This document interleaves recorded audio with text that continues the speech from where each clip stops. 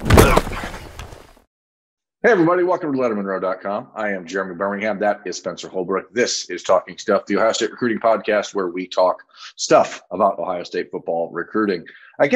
Sometimes we could talk about basketball recruiting down the road, but right now it's pretty much just all football, Spencer, and that's the way I like it. If you want to talk about basketball, we can talk about basketball. I don't think we know much about that recruiting class, but we can learn. Yeah, eventually maybe we'll have to learn about that as the Buckeye basketball roster continues to turn over a little bit, but that's neither here nor there. What is also here nor there is the recruitment of Henry Tuimoloau, the transfer from Tennessee. Nothing has changed there, folks. I don't know exactly why. The Twitter has been aflutter with comments about Monday as a deadline. That was never the case for Ohio State. I do not know entirely where that came from. I don't know what the deadline is. If there is a deadline, I don't know. But it definitely was not Monday. And Spencer, I guess the thing is people are waiting for an answer, but there doesn't need to be an answer right away. And, here we are, it's May 4th. And at some point you figure this is going to come to an end. But I think it's pretty clear that Henry Tuimoloau is still waiting for a final decision from the SEC on whether or not Alabama would be allowed to have, transfer play right away. That doesn't mean necessarily that I think he's definitely going to Alabama if that's the case, but I think they just want to have all the information. Yeah, and Ohio State's not going to give a deadline to an all-SEC linebacker when they need an all-SEC linebacker caliber player on the roster right now. They really need that piece on the roster right now. So the deadline didn't make any sense. But yeah, I think it is a hurry up and wait type of deal for Ohio State. You just kind of sit back and hope that the decision in your eyes, it's the right decision, is the decision he makes. And I don't think there's much else to say about it because there's just no real update. And I think the same can be said about JT Tuimoloau, that, it's kind of a hurry up and wait thing where you've done all you can do right now, and now you're just waiting for a visit from him and decisions from both of them. Yeah, with Henry specifically, the situation is what it's been, and I've talked to a handful of sources pretty well connected on that recruitment in the last few weeks, and the answer has been the same every time, which is, as I said on Lettermen Live on Monday, the direct quote was, "We're recruiting the hell out of the kid. We think it's the best fit for him. This is where they think the situation is best." But it doesn't matter what you do in this point. It really matters what the kid feels is the best fit. The Buckeyes clearly believe that they are that best fit, and since January have been recruiting him extremely hard. And so I don't know that there's a timeline here. I think it would be surprising to me if it drags out much further. But I'm not going to sit here and throw a day, because that's just not the way this is going to work. And with JT Tuimoloau, it's the Bingo. Same thing. There has been no date picked for official visits yet, so there's nothing to say. I know it frustrates people to no end because, as you said, it feels like there's just this constant kicking the can down the road, but that's sort of the way it is. And the Buckeyes are working hard to make sure that whenever those official visits for JTT get selected and whenever HTT makes his decision, that they are the choice. So, let's just get that out of the way at the jump here of the show of Talking Stuff presented by Buyers Auto, because it's the thing that people constantly want to know about. And it's like every year there's one or two of these recruitments going back to Zach Harrison or Paris Johnson, or it just, I get it, but there's nothing really that can be said. So what we can talk about, Spencer, is whatever you were just going to say, and then we'll talk about Kye Stokes.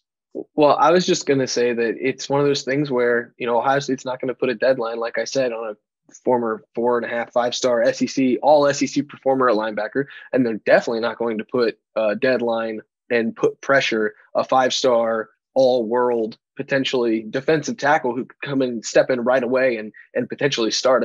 You're talking about two guys that are ultra talented that raise the ceiling of this already loaded Ohio State roster. And you're just not going to pressure those kind of guys into trying to make a decision. That's just not the way these kind of recruitments go. And so there's no point to continue to beat a dead horse, especially when we don't even know, the specifics about the horse. So I think it's best if we move on and talk about Kye Stokes and other recruitments and just let these chips fall as they may. Yeah, and let me wrap that up with a bow here. There may be a timeline for enrollment at Ohio State for a transfer. I just don't know what it is, and I'm sure it's out there. Yeah, I've seen dates like May 12th. I've seen May 5th. All these dates just kind of get tossed around. I've seen, the one-time enroll transfer, a one-time transfer rule deadline is like now July 1st. Like I don't know what it is.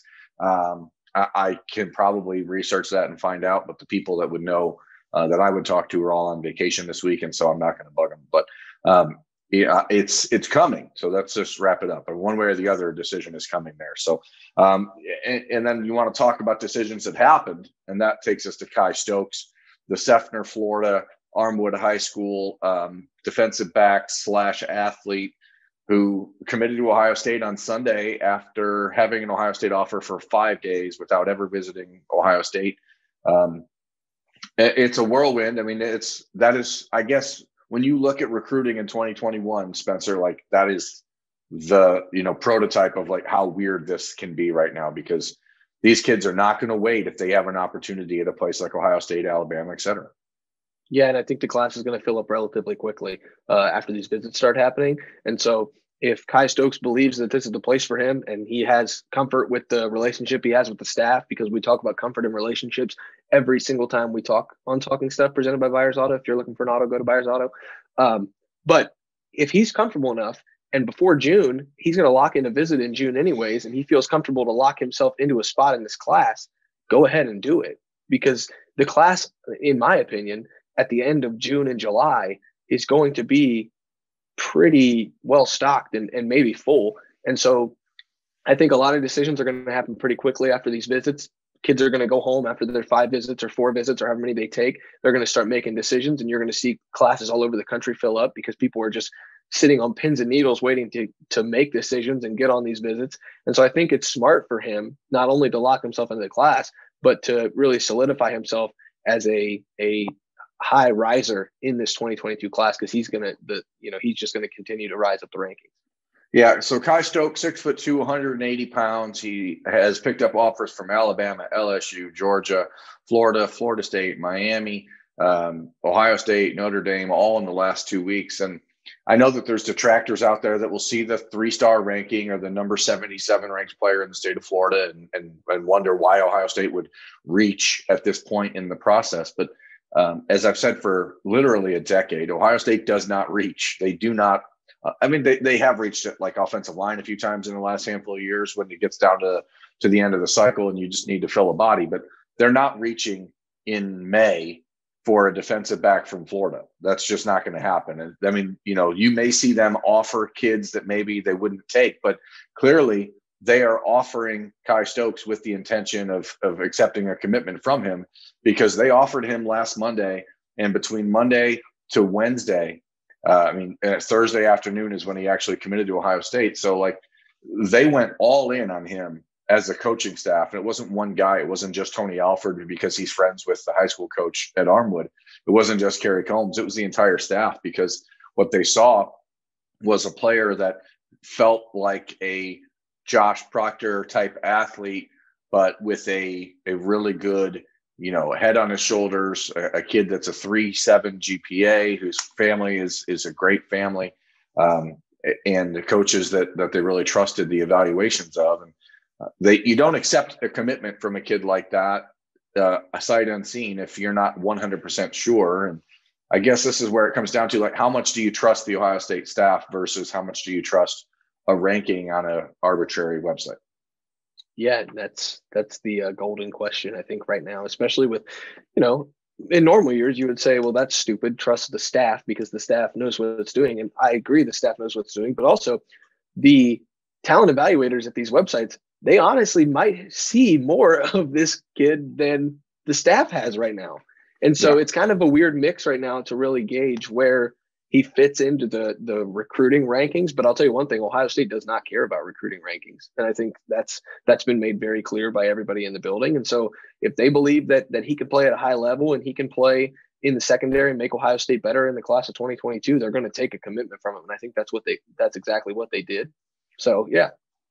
Yeah. When I look back, and I remember Malik Hooker being a 6'2", 180-pound athlete who was, ranked, I think, the number 33 athlete or something in the country as a 3-star prospect in the class of 2014. And sometimes you just have to trust your eyes and trust your instincts when you're a coach. And that's what the Buckeyes are doing with Kye Stokes. The 10.8 that he ripped off in the 100-meter 2 weeks ago really sort of set off this avalanche of big-time schools offering, because as I talked about with Bobby Carpenter on Lettermen Live, sometimes football film can be a little misleading. You don't really know exactly how fast someone is because you don't know who they're playing against.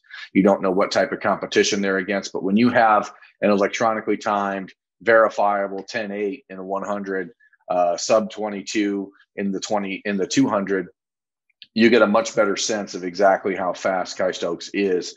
And you start to realize that what you see on the film is actually what he is running, and that makes a big difference. And then I said, you topple that with everything that he is off the field, the type of leadership that he provides his team at Armwood. And if you haven't read the analysis piece on lettermenrow.com, you should probably do that, because his coach raves about him in that piece, and not just what he can do on the field, but who he is off of it. And as we've talked about over and over and over and over, Ohio State is looking for people that are better than just good football players, or not just great athletes. They're looking for people that are going to fit from a culture standpoint.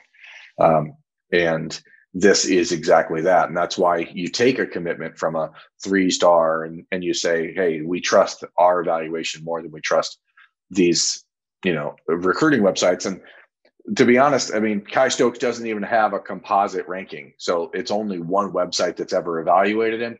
You don't have like an industry sort of, agreed upon, like, hey, this kid can be this or this. It's one person who probably saw him one time and created a profile. And then you lose all the summer camps and all that stuff last year, Spencer. And all of a sudden, you just don't know what anyone really is in the class of 2022. And it's what we've said all along. There's going to be new offers and new names that pop up here that are going to change the way that this class looks. Yeah, and I do believe this morning he was given a composite ranking, because I was doing some show prep, and he finally has a composite ranking. So I'm pretty sure the other services were like, he's going to Ohio State. I think we should probably get him, at least in our database. And so It is interesting now that he has a composite score, but it's still a pretty low one. I'll tell you this, Berm, I promise, Kye Stokes will not finish in this class as a 3-star prospect. He will. Yeah, that he will not. And it's interesting that you talk about his track speed, because there's a defensive back that I watched in high school run the 100 and the 200, and then I watched this film because I wanted to compare Kye Stokes to him. He was only 5'11". Kye Stokes is 6'1". Denzel Ward was blazing fast in high school, and it's interesting that Kye Stokes is getting the Josh Proctor comp, because I kind of see a little bit of a little taller Denzel Ward in the way he plays, or in the way he runs, and so. It's interesting because I think he's versatile enough where he's never played cornerback before. I know we've made that clear. I think he's a guy that if Kerry Combs gets him in the room, I think he could look at maybe playing safety corner, be one of those guys that can do it all, because he's that athletic. And with that speed, you just wonder what his body's going to allow him to do and where he's going to end up in the defensive backfield. But I think it's a steal for Ohio State right now. I agree. And I think that, naturally it leads to the next questions from people is, okay, if Kye Stokes is a safety at Ohio State and he's now the 3rd defensive back in this class of 2022 with Jaheim Singletary and Jair Brown, what happens? Where does Ohio State go? Is this because they feel bad about the way things are going with Xavier Wampa, or they feel less confident about Zion Branch? And, are they uneasy in those recruitments? And I think personally, don't you always feel uneasy until someone's committed? Like, anything can happen, and we've seen that over and over. So this is one of those scenarios where if Ohio State truly believes that Kye Stokes is on the same level as those guys, which they must, because they would not have offered him and accepted a scholarship commitment from him while those other two are expected to make an official visit literally a month from today. They had no reason to hurry this if they didn't feel 100% confident. But those two are still scheduled to visit. The Buckeyes are not changing anything. And I think that the real thing to understand here is that they would like to have 2 or 3 safeties in this class, even though they signed 2 or 3 last year, because the way that the defensive backfield is shaping up for Ohio State, now you've got that high safety, you've got that slot safety, you've got the Will/Bullet position that they're figuring out how to deploy. And I think that the key is to understand that Kye Stokes, Xavier Wampa, and Zion Branch are all different. They're all different players, and they all have different skill sets that Ohio State thinks they can use them all together. And in a weird way, I think that the loss of Dasan McCullough from the class allows that conversation to be had easier, because there was some uncertainty about whether or not Dasan McCullough was someone who could eventually be that bullet type linebacker or not. And so now you just sort of have at least a little more wiggle room in those conversations, I think. But Xavier Wampa is priority 1 for Ohio State and has been for a long time in the defensive backfield. Zion Branch is out in Las Vegas, and the idea here is that Ohio State is in the mix for sure. They are in the battle, but they've never felt, and nobody has ever really felt, that the Buckeyes were the team to beat. And so it's not like you're throwing away your opportunity with him, but you are certainly setting yourself up to feel less pressure that you have to go out and land Zion Branch or Kamari Ramsey out in California or Jaden Bellamy from New Jersey. There's all these guys that are out there. Jake Pope. I mean, there's so many names out there that have been brought up in the last few weeks. But big picture, Xavier Wampa is different. Xavier Wampa is a kid that Ohio State has recruited the heck out of for a long time. He is not just, priority 1 at safety. He might be the top target on their entire board at this point. Yeah, and I've said it before to you, and I see, Xavier Wampa reminds me a lot of what Minkah Fitzpatrick looked like when he was coming out of high school, and Ohio State was right in the mix for him. The thing that I see in this secondary is Ohio State wants a bona fide star safety and then athletes around him. You have to land Xavier Wampa. After that, it's Kye Stokes. It's the linebackers that are versatile. CJ Hicks can run sideline to sideline. Jair Brown, Jaheim Singletary, those guys can all fit in this secondary if you have a dominant safety. And that's what I think, Kerry Combs' defense were best when a safety was ball hawking back there. If you think back to the first stint here. So I think that's what Ohio State's doing right now. Kye Stokes is a versatile guy who can play anywhere in the secondary. Xavier Wampa is a true star at safety. And so if you land him as the high safety and then you put the athletes around in that defense, it's going to be a very good defense for Ohio State, and the defensive backfield will be better. And that's kind of the way I see it going. I'm interested to see if you agree with that, if you disagree. What are your feelings on that? I mean, I think the beauty of a guy like Xavier Wampa, the beauty of a guy like Kye Stokes, of Zion Branch, all these kids are versatile. They can do a lot of different things. And ultimately, it's not about what position Ohio State sees them in today. It's about what happens with their bodies 2 or 3 years from now. So what you do is you take the best athlete at 6'2", 180 plus pounds that you can find, and hope and make sure that it's the right culture fit. And again, that's where I think someone like Kye Stokes, and I think we need to be careful about being too hyperbolic whenever you talk about high school athletes, because you don't know exactly how they develop. But I've said it before. I might have said it on a Rapid Reaction or something. Might have even been on Talking Stuff. I don't know. The goal for Ohio State is to find a Josh Proctor athlete with a Jordan Fuller attitude and aptitude at safety. You know what I mean? Like some guy you can put back there and let him do everything. Maybe that's Xavier Wampa. Maybe that's Kye Stokes. Who knows? But the point is, the Buckeyes are looking for the best collection that they can find and then move them around. And the way that offenses are changing around college football, Kerry Combs talked about this a few weeks ago when we got a chance to talk to the Buckeyes coaches after the season. The game is changing. And so Ohio State needs to find ways to be much more multiple on defense because, yeah, you still play the occasional Illinois/Nebraska in the Big Ten. But if you want to win a national championship, you have to cover Devontae Smith. And the Buckeyes were not able to do that with the current setup of defense. And I think that you're going to see on that back half, that back seven, if you can find 7 dudes who are 6'2", 225 pounds and all run a 4.55, then you go get it. And then you have, you don't need to have a corner who's 5'11" and a safety who's 6'2". Like, get them all the same It's the Larry Johnson philosophy on the defensive line. Why have, a 6'3", 245-pound defensive end when you can have a 6'5", 290-pound defensive end who moves the same? Like there is no box that Ohio State's looking to check off and say, okay, well, now we've got a 5'11" corner. Now we've got a 6'3", 230-pound linebacker. Like they're just looking for the biggest, fastest, best athlete they can find at every position. Yeah, makes sense. That you hit the nail on the head there, and I think that's what they're doing. They're getting more versatile. You look at these Ohio State classes the last 2 years with the defensive back collection in 2021 and what they're doing in 2022 already. It's just athletes, and wherever they fit, then they'll fit, and that's where you start to play them, and that's where they develop. And then you have a bunch of athletes just out running around making plays in the secondary, and that's the way football's going.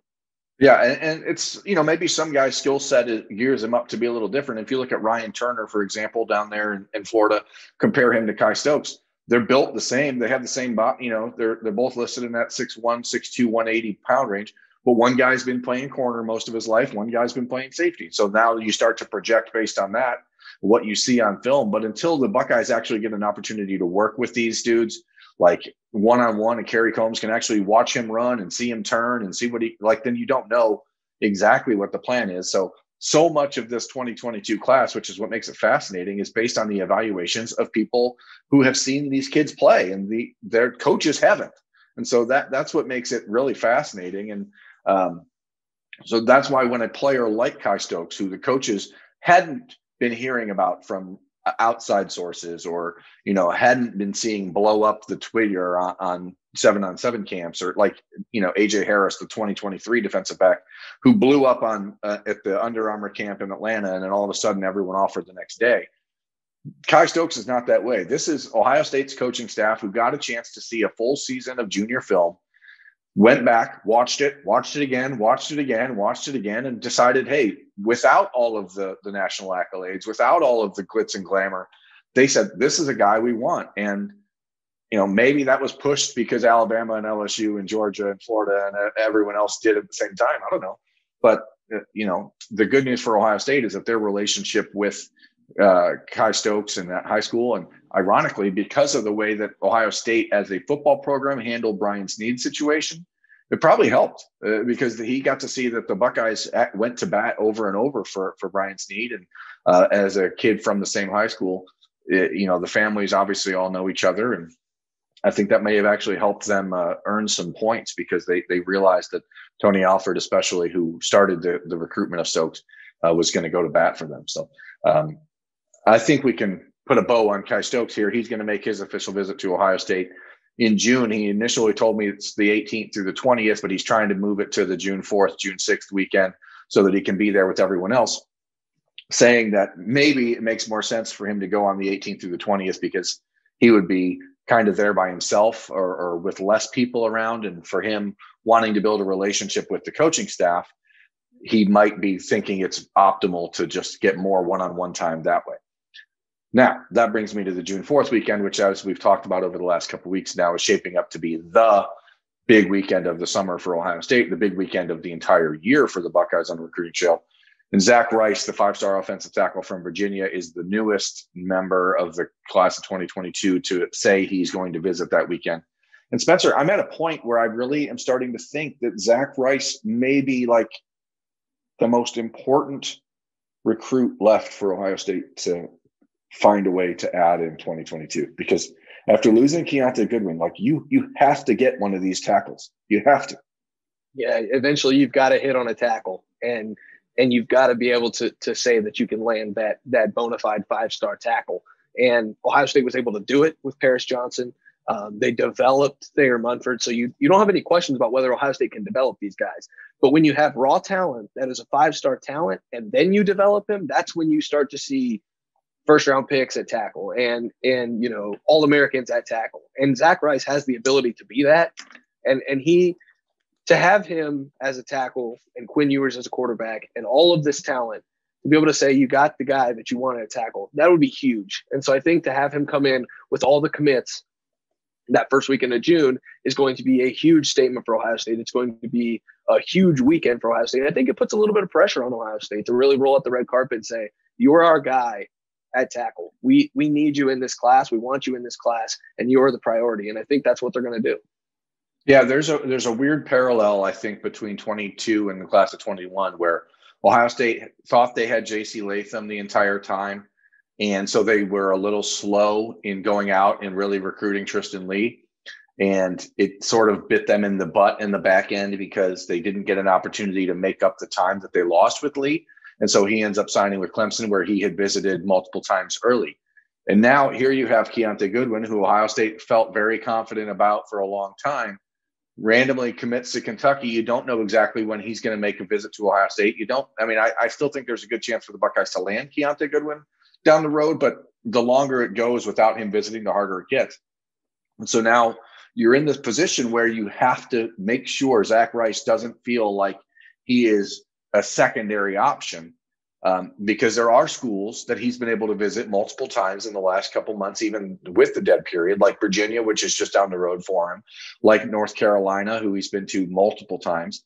He's got an official visit set to those two schools. He also has an official visit set to Notre Dame, who just had, 5 offensive linemen drafted, and then an official visit set to Alabama. And so now all of a sudden it's the same thing over and over again. And Greg Studrara, as you mentioned, has done a really good job developing the guys that are at Ohio State, did a great job making sure that the Buckeyes held on to Paris Johnson. But Paris Johnson's from Ohio. It would have taken a major upset for that to go awry. Donovan Jackson, who the Buckeyes have signed in the class of 2021, is, top 10 player in the country, but he has Ohio roots, born and raised in Ohio. So it made that a little easier. Greg Studrara needs to go out and win one of these big time national battles. And I think that if the Buckeyes can allow themselves to I don't want to say move away from Keante Goodwin, because that's still a guy they really want. They'd like to have them both, of course, but I think they have to be very, very conscientious about making sure Zach Rice realizes where he falls on their board right now. And to me, like I said, I think he might be the most important piece of the offense that the Buckeyes now have to go out and find a way to land. Yeah, because you feel good about where you're at running back right now in recruiting. You feel good where you're at with 2 wide receivers already committed. You've got the number 1 player in America at quarterback committed. Now you need to tackle. You've got to land this big national battle. And like you said, Greg Studrawa needs to go out and win a national battle. It's almost the last thing on his checklist. He just had his center and his guard drafted. He's going to have 2 pillars at tackle next year. He's he can develop guys from 3, 4, 5-star status to become starters on a national championship caliber team. Now you wonder what he can do if he lands one of those national battles and then gets to develop that guy. And I think it's really the last thing on the checklist since Ryan Day took over and Greg Studrawa was on the proverbial hot seat.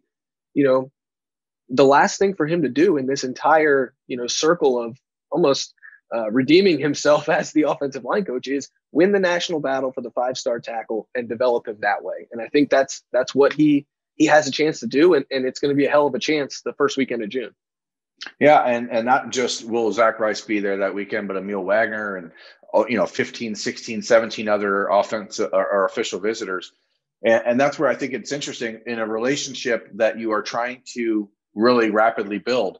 Maybe Kye Stokes has it right, that it makes more sense to come on a less important weekend because that allows him to get more one-on-one time. So it's this balance of finding like the camaraderie point that you're trying to build between Zach Rice and the rest of the class. And then there's but now we also need to build a relationship with Zach Rice and the Ohio State coaching staff that, according to his mom, she told me the other day, like they sort of pushed Zach and his family sort of decided during the season, which just finished in Virginia, to slow down on recruiting. So now you have to really ramp it back up. And so there's this balance for Ohio State of how you allow yourself to attack this. And I think it's always a good idea to let Quinn Ewers and CJ Hicks and those guys do the recruiting for you. But it really is going to be incumbent on Greg Studrara, as you said, to go out and win this battle and make sure that he forges a relationship with Zach Rice that is better than what he's got at Virginia, North Carolina, Notre Dame, et cetera, where he's been before. Yeah, and I think people are going to brush off the Virginia in that just because it's a national battle. I wouldn't do that just yet. we've already seen Keante Goodwin go to Kentucky somewhere. When the Alabamas and Clemson and Ohio State are involved, you don't really think that's an option, but it definitely is an option. I wouldn't just brush that to the side right away. I do, Birmingham, have a question for you, and this is an unprompted question. But it has to do with all of these weekends and everything. Do you like that Ohio State is stacking all of its commits in the first weekend and then having uncommitted guys come on visits in the other 3 weekends? Because to me, it seems like almost CJ Hicks would be enough to have it that first weekend when all the uncommitted 5-star and big time prospects are there, and let the other commits come on different weekends to be part of the recruitment. Because if you're going to preach the brotherhood, then the recruiting starts with the players. And those last 3 weekends, the committed guys are not going to be there as much as the first weekend. I just wonder what the strategy is here. And it's a good strategy. I'm not questioning what Ohio State's doing at all on the trail or bringing guys in. I just wonder, what impact that'll have by having all the commits on one weekend.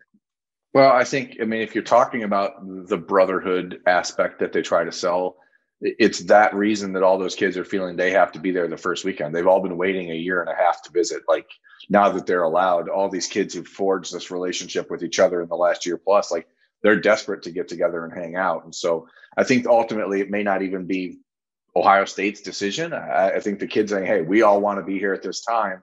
Let's do it. And then that guys like CJ Hicks and Gabe Powers and Jair Brown, Tiger Tuimoloau, et cetera, can just be on campus every other weekend if they want to be anyway. So it's not like you lose the ability to have those kids around. The dead period will be over. They can make unofficial visits to camps and stuff like that are happening throughout the month. So I see what you're saying, but I think for Ohio State, it's about making sure that when you have a class right now that's built so extensively with out-of-state talent, with the Quinn Ewers, with the Caleb Burtons, with Bennett Christians and Benji Gosnells and all these kids that have never got a chance to meet each other. I think it's more important for Ohio State to make sure they all meet and really kind of cement the bonds that they have in order to build the class from there. And maybe bring out, as we talked about last week, to maybe help bring out some of that class leader / front, face of the program type recruiter role out of Quinn Ewers, et cetera, to really get them to understand what they're doing and why they're buying into this program. And I think that's why. And then you have scattered throughout the month. Jaheim Singletary is now going to visit at the end of the month. He's not visiting early. So you do have him coming up later. You do have the opportunity, for players that are very close to committing to Ohio State, guys like Dallin Hayden, et cetera, who I think showing up at the middle of the month, I don't think it matters. He knows who he is and where he falls with Ohio State. But certainly it's the ability to get these kids back for unofficial trips that really makes that easier to deal with, because it's not like you get one and done and you lose the opportunity for CJ Hicks to be back on campus. So, but for the other kids that the Buckeyes are recruiting that are not committed, it's probably more important for the staff to finally get some FaceTime with them and to get to know them as people. But a lot of times it's because the staff wants those kids there, the uncommitted players, so that they can camp, so that they can watch them and evaluate them, because that's really how they're going to be, tying in these visits to the camp opportunities. So, well, it's just a question that I had been kind of toying with and thinking about. It's always interesting to see how these visits play out and how they get scheduled. And it's very important for all of them to be on campus when Zach Rice comes and visits. They're all strategic. Trust me, there is strategy, there's strategery across the board here for sure for Ohio State. Yeah, that's it for us, Spencer. Let's get out of here. This has been Talking Stuff, the Ohio State Recruiting Podcast, brought to you by Lettermen Row and Buyers Automotive. Please go to lettermenrow.com. Check out all the latest on Ohio State football and recruiting coverage from myself, from Spencer, from Austin Ward, from, the Buckeyes. Thanks for watching. Thanks for listening. See you next week.